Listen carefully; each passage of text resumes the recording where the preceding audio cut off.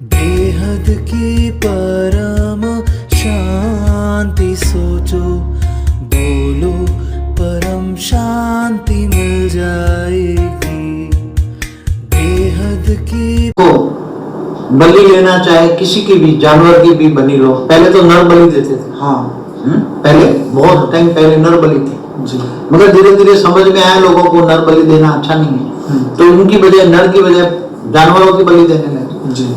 और जानवरों की जो बलि देते हैं तो जानवर तो अंत में तो एक आत्मा है ना, एक जीव तो है ना। आत्मा नहीं देंगे तो जीवात्मा तो कहेंगे। जीवात्मा तो उसकी बलि देकर क्यों देते हैं? जैसे महाकाली को वो बकरा चढ़ाते हैं या जो भी मुर्गा चढ़ाते हैं, क्या क्या चढ़ाते हैं, चढ़ाते रहते हैं ना। तो वो जीवात्मा तो है ना, जीव तो है ना एक उसमें से। तो उसका वास्तव में क्यों चढ़ाते हैं? हाँ। जब से भी आत्माएं, मनुष्य आत्माएं तमोप्रधान बन गई, ठीक है। और ये महाबली का जो मतलब महाकाली का जो नाम है, हाँ। महाकाली का तो नाम है। हाँ।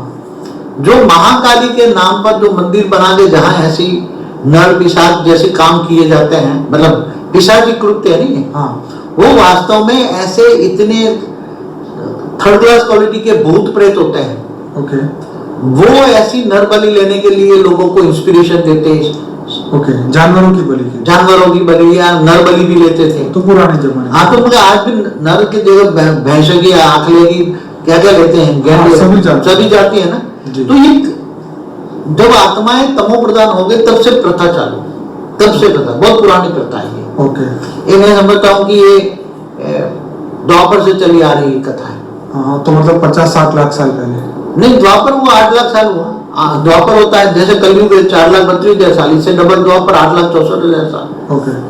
तो त्रेता के अंत से शुरू हुआ, अगर त्रेता के अंत में मनुष्य आत्माएं बहुत गिर जाती हैं। तो ये अज्ञान के कारण जो है, ये अज्ञान के कारण जो सूक्ष्म जगत की जो आत्माएं हैं, हाँ। ऐसे मंदिर बना के वहां मंदिर में रहती है ऐसी नेगेटिव आत्माएं, भूत प्रेत ऐसे रहते हैं।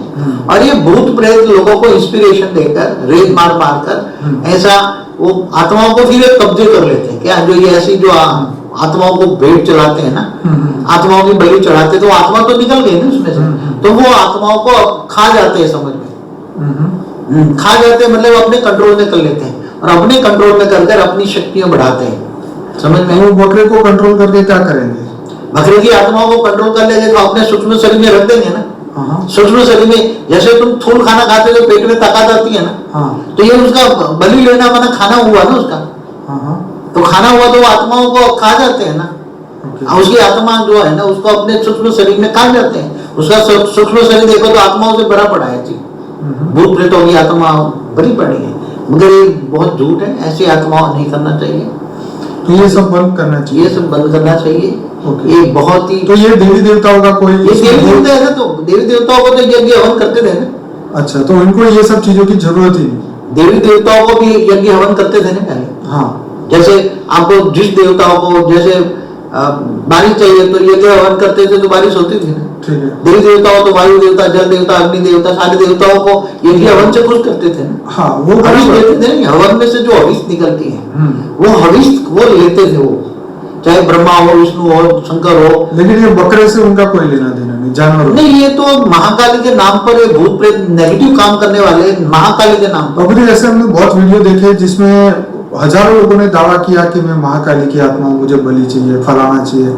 मतलब ये ऐसी तो YouTube में वीडियो भरी पड़ी है जिसमें लोग ये दावा करते हैं कि मेरे अंदर महाकाली आती है, कोई कहता है मेरे अंदर ये माता आती है, वो माता आती है। मतलब माताओं की कमी नहीं है प्रवेश करने। देखो एक बात बताओ, पार्वती के 9 रूप हुए ना, जो असुरों को मारने के लिए उसने फिर महाकाली का रूप धारण किया 3 बार। तो महाकाली का रूप धारण करके फिर वो ओरिजिनल रूप में तो वो वापस समा गई। अब महाकाली जैसे कोई आत्मा नहीं है। ओके, आप समझिए ना। वो तो महाकाली से एकदम शुद्ध हो गई। उसने 9 रूप लिए थे, 9 रूपों की जो पूजा करते हैं, 9 दुर्गा, नवरात्रि में 9 रूपों की जो पूजा करते हैं ना, तो उसमें एक महाकाली का रूप है। ठीक है। तो ये महाकाली का रूप ओरिजिनल पार्वती में से निकले हुए रूप थे, और पार्वती में वो रूप ओरिजिनल रूप में वो समा गई। तो उनका अस्तित्व, उसका तो ये 9 रूपों का कोई अस्तित्व है ही नहीं। ओके, महाकाली जैसे कोई आत्मा ही नहीं है अभी तो। अच्छा, वो तो उसका रूप था, वो महाकाली अपने ओरिजिनल रूप में वापस आ गई, पार्वती के रूप में समा गई।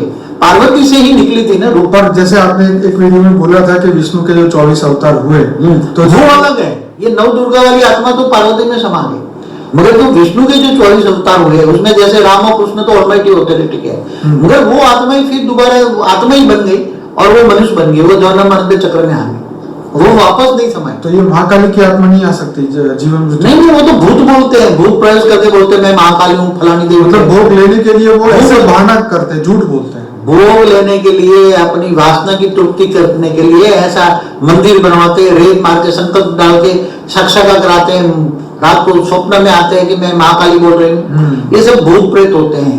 ओके। ये और कुछ नहीं होते, अपनी वासना की तृप्ति करने के लिए अनेक ग्रुप का एक भूत प्रेतों का संगठन होता है, वो मंदिर बनवाता है और ऐसे भूत प्रेतों की फिर बलि लेते हैं। यार ऐसे किसी को मानना नहीं चाहिए, हाई क्वालिटी आत्मा ऐसे लोगों को नहीं मानती, ऐसे मानने वाली थर्ड क्लास क्वालिटी की आत्मा है, इसको मानने वाली या बलि चढ़ाने वाली आत्मा है। हाई क्वालिटी ज्ञानी तो आत्मा ऐसे में नहीं पड़ती, वो मानेगी भी नहीं, समझ, ये बिल्कुल थर्ड क्लास काम है। तो चलिए, हम तो आशा रखते हैं कि सभी लोग ज्ञान मार्ग में आगे बढ़े और रियल सत्य को जाने, क्योंकि जब तक सच्चाई, देखिए सच हर एक को वैसे सच पता होता है लेकिन वो सही समय पे पता नहीं चलता है। तो सभी लोग ज्ञान को समझे, आगे बढ़े और ये सब प्रथा का विरोध करें, ये बंद करें, क्योंकि इससे जो है दुख का ही कारण है और कर्म बंधन जो है और बढ़ता आता है, कर्म बंधन होता है। तो और कर्म बंधन आएगा तो और दुखी होगी आत्मा। तो ये ज्ञान से ही हमें पता चलता है कि ये सब चीजें, और इससे कुछ प्राप्ति नहीं होती ना। जो भूत प्रेत वो तुम्हारे से जो ले लिया बलि, वो भूत प्रेत तुम्हें सुख नहीं दे सकते, ऐसी आत्मा है। समझ में आए? आत्माओं को तो खुद को आत्मा का ज्ञान चाहिए और आत्मा की पावर चाहिए, वो तो ऑलमाइटी ऑथोरिटी से परमात्मा से मिलती है। तुम आत्मस्वरूप बन परमात्मा को याद करो, योग करो, योग तो आत्मा में पावर आएगी, आत्मा में पावर आएगी तो आत्मा की शक्ति जागेगी, तो स्थूल शरीर, सूक्ष्म शरीर, कारण शरीर सब कुछ जाग जाएगा। तो तुम ज्ञानी बनो, ज्ञानी पुरुष बनो, ज्ञानी आत्मा बनो, ज्ञान स्वरूप बनो। चलिए, बहुत बहुत बढ़िया बापू जी, आपने ये एक्सप्लेनेशन दिया, बहुत बहुत धन्यवाद। परम शांति।